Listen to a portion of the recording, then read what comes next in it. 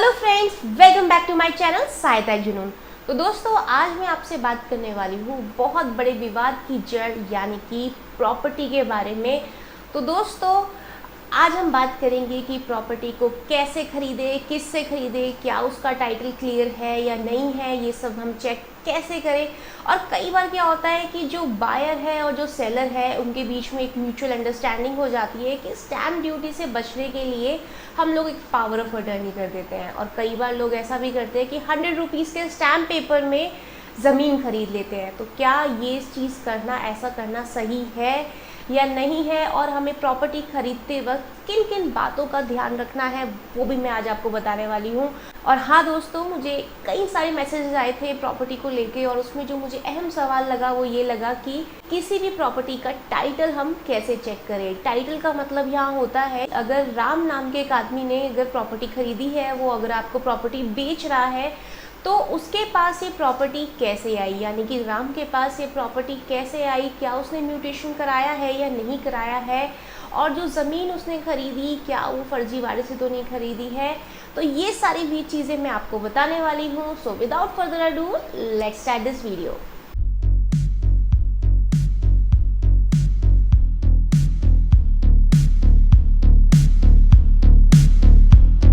तो दोस्तों, जब भी हम प्रॉपर्टी खरीदें हमें किन किन बातों का ध्यान रखना है, आज इस बारे में आपको बताने वाली हूँ।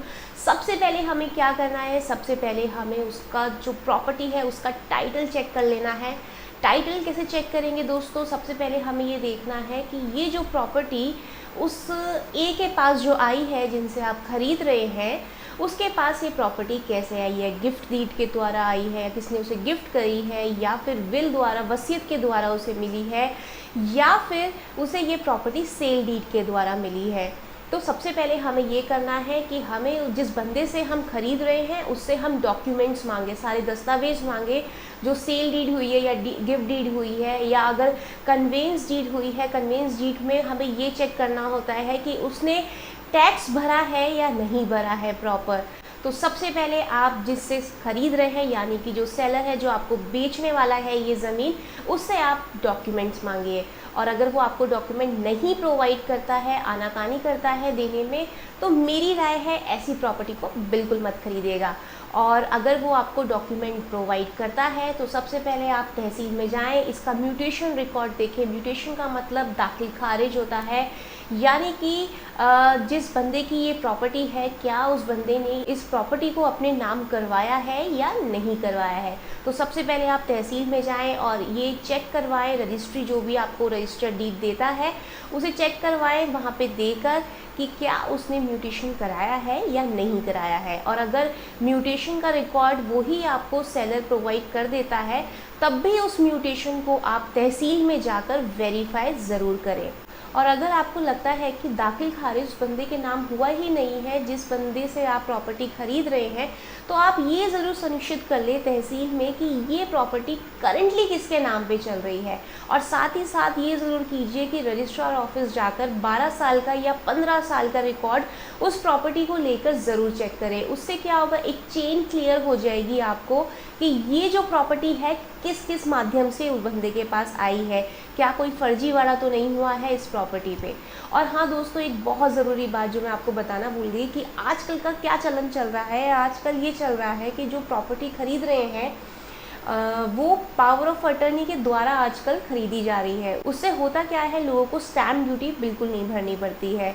तो इससे बचने के लिए लोग क्या करते हैं, पावर ऑफ अटर्नी के थ्रू ये प्रॉपर्टी खरीद लेते हैं। उन्हें तो ये लगता है कि हमने ये प्रॉपर्टी खरीद ली और काफ़ी सस्ती पड़ गई, हमें स्टैम्प ड्यूटी भी नहीं देनी पड़ी। पर होता क्या है दोस्तों, मैं आपको बता दूं, आपको सतर्क कर दूं बिल्कुल ही, कि ज़्यादातर ये पावर ऑफ अटर्नी वाली जो अब प्रॉपर्टी हम खरीद लेते हैं, इस प्रॉपर्टी में आगे चलकर डिस्प्यूट कहीं ना कहीं अराइज ज़रूर हो जाता है। क्योंकि ये जो पावर ऑफ अटर्नी होती है ये रिवोकेबल होती है, यानी कि जिसने पावर ऑफ अटर्नी आपके नाम करी है वो कभी भी ये पावर ऑफ अटर्नी कैंसिल करा सकता है। यानी कि जो ज़मीन आपने उससे ख़रीदी थी वो ज़मीन उसी के पास चली जाती है और आपको बहुत नुकसान उठाना पड़ जाता है। तो दोस्तों मेरी राय तो इसमें यही है कि पावर ऑफ अटर्नी के थ्रू कभी भी ज़मीन ना खरीदिए। और अगर कोई पावर ऑफ अटर्नी आपके पास लेके आया है, वो कह रहा है कि मैं पावर ऑफ अटर्नी के थ्रू आपको बेच दूंगा, तो वो भी प्रॉपर्टी आप ना खरीदिए, क्योंकि ऐसी प्रॉपर्टी में डिस्प्यूट ज़्यादातर अराइज हो जाते हैं। तो कहने का मतलब ये हुआ कि स्टैम्प ड्यूटी से बचने के लिए आप कभी पावर ऑफ अटर्नी का सहारा ना लें। और अगर कोई पावर ऑफ अटर्नी के थ्रू भी आपको कोई बेच रहा है तो वो काम भी आप बिल्कुल मत करिएगा। और इससे रिगार्डिंग मैं आपको एक अहम बात भी बता दूं, एक बहुत ही बड़ा लैंडमार्क जजमेंट आया था सुप्रीम कोर्ट का। सूरज नाम करके केस था वो, जिसमें कि कोर्ट ने क्लियर कर दिया था कि अगर ऐसी कोई ट्रांजैक्शन होगी प्रॉपर्टी को लेकर जिसमें सेल डीड रजिस्टर नहीं हो या फिर गिफ्ट डीड रजिस्टर नहीं हो, तो ऐसी ट्रांजैक्शन को कानूनी तौर पर नल और वॉइड घोषित किया जाएगा, मतलब उसकी कोई वैल्यू ही नहीं होगी। तो दोस्तों मेरी राय इसमें यही है कि पावर ऑफ अटर्नी के थ्रू कोई भी ट्रांजैक्शन मत कीजिएगा प्रॉपर्टी को लेकर। तो दोस्तों अब आगे बढ़ते हैं और इसमें मैं अब आपको बताती हूँ कि हमें क्या ज़रूरी चीज़ होती है कि जब भी हम कोई डीड बना रहे होते हैं प्रॉपर्टी को लेके, हमें क्या क्या चीज़ें इसमें मेंशन करवानी ज़रूरी होती है। सबसे ज़रूरी जो अहम बात है इसमें मेंशन करानी, जब भी अगर आप कोई सेल डीड करवाएं तो इसमें मेंशन ये ज़रूर करवा दीजिएगा कि आप जिससे प्रॉपर्टी खरीद रहे हैं उसने ये प्रॉपर्टी किस ज़रिए खरीदी है, गिफ्ट डीड खरीदी है या फिर बिल के ज़रिए इसके पास आई है या फिर सेल डीड के ज़रिए आई है, जो भी आई है वो मेंशन ज़रूर करा दीजिएगा।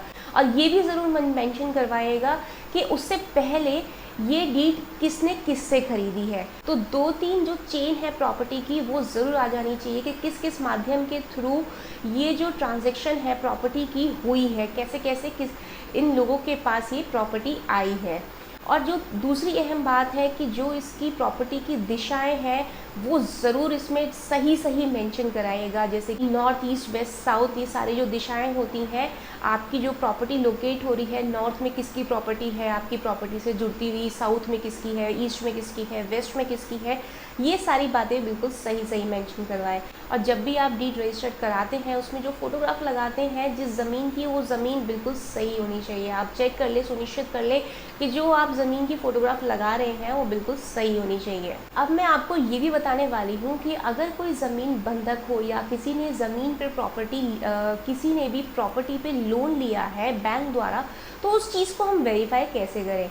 अगर किसी ने भी प्रॉपर्टी पे लोन लिया है तो उस चीज़ को आप चेक कर सकते हैं। आप तहसील में जाएं, फ़र्द की कॉपी निकालें, फ़र्द यानी म्यूटेशन का रिकॉर्ड निकालें और उसमें चेक करें कि ये जो ज़मीन है ये किसी बैंक से मॉर्गेज तो नहीं हो रखी है।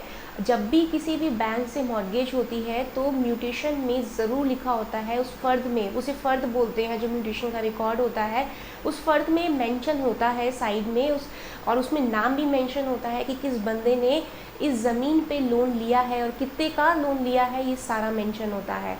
और इसका दूसरा उपाय ये भी है कि आप एक इनकम्बरेंस सर्टिफिकेट भर सकते हैं। एक फॉर्म होता है जिसको आप ऑनलाइन भी भर सकते हैं और सरकारी दफ्तर में भी जाकर आप ये फॉर्म भर सकते हैं, जिसमें पूरी डिटेल दी होती है ज़मीन की और उसमें आपको सारी डिटेल भरनी है।